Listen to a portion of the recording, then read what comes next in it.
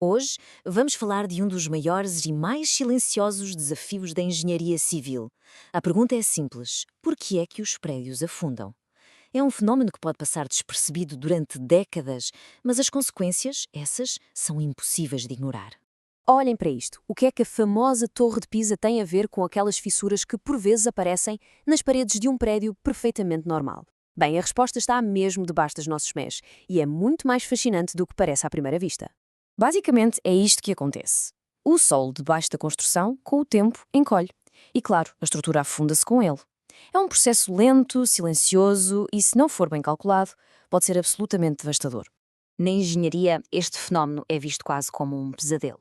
É um desafio fundamental que todos os engenheiros geotécnicos têm de conseguir dominar para garantir que as nossas cidades se mantêm de pé. E o termo técnico para este afundamento é recalque. Não é mais do que a descida da estrutura à medida que o solo, por baixo dela, se vai comprimindo muito lentamente ao longo do tempo. É um processo completamente natural, mas que temos de conseguir prever com uma precisão incrível. Pois, a primeira coisa que nos vem à cabeça é que o problema é simplesmente solo mole, certo?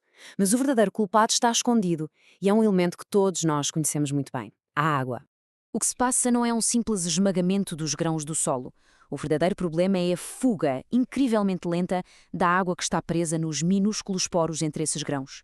A melhor maneira de visualizar isto é pensar numa esponja gigante, completamente encharcada, que está a ser espremida pelo peso colossal de um edifício. A água tem de sair, claro, mas falo gota a gota, ao longo de muitos, muitos anos. E este processo físico, esta compressão em câmara lenta, tem um nome. Chama-se adensamento. É a redução natural do volume do solo, à medida que a água é gradualmente expulsa pela carga permanente do edifício. É este o mecanismo que está por trás do recalque.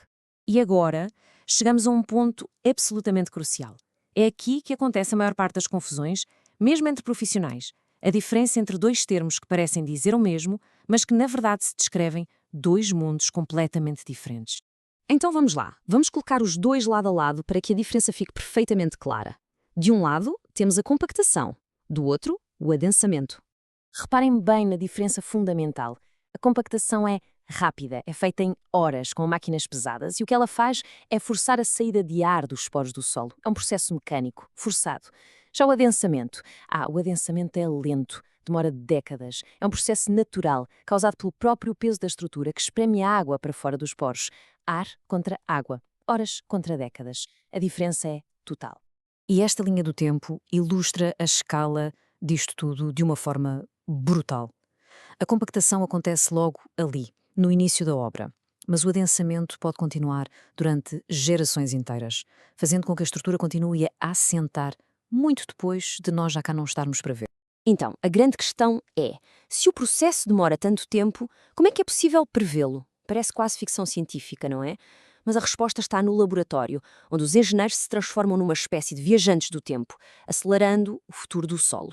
O método chama-se ensaio idométrico. O processo é muito metódico. Primeiro, pega-se numa amostra de solo intacta, tirada do local da obra, e coloca-se dentro de um anel de aço rígido. Depois, submerge-se em água para simular as condições exatas do terreno. De seguida, aplicam-se cargas verticais, cada vez maiores, que simulam o peso do futuro edifício. E, finalmente, mede-se com uma precisão micrométrica o quanto é que a amostra comprime. E qual é o objetivo disto tudo? É encontrar um número mágico, um parâmetro vital, conhecido como o índice de compressão.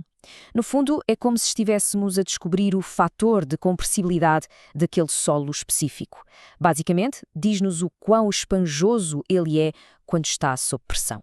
Com este número na mão, os engenheiros conseguem finalmente responder às duas perguntas de ouro, as duas perguntas mais importantes de qualquer projeto geotécnico. A primeira pergunta: quanto é que vai afundar no total? A resposta depende de três coisas. Primeiro, daquele fator de compressibilidade que descobrimos no laboratório. Segundo, depende da espessura da camada de solo que se vai comprimir. E terceiro, como é óbvio, do peso da nova estrutura que vamos colocar lá em cima. E a segunda pergunta: quanto tempo vai demorar até atingir esse afundamento total? Bem, isto depende de outros dois fatores. Primeiro, da distância que a água tem de percorrer para fugir daquela camada de solo. E segundo, e talvez o mais importante de tudo, da facilidade com que a água consegue atravessar o solo. A isto chama-se permeabilidade. É exatamente por isso que em solos argilosos, que são muito pouco permeáveis, o processo pode levar uma verdadeira eternidade. O que nos leva a uma última reflexão. Dominar esta ciência permite-nos projetar fundações e estruturas que podem durar séculos. A teoria é notavelmente precisa. Então, por que é que por vezes as estruturas ainda falham? É uma pergunta que nos lembra que, por mais avançada que seja a nossa matemática, por baixo de tudo está sempre a imprevisibilidade da natureza.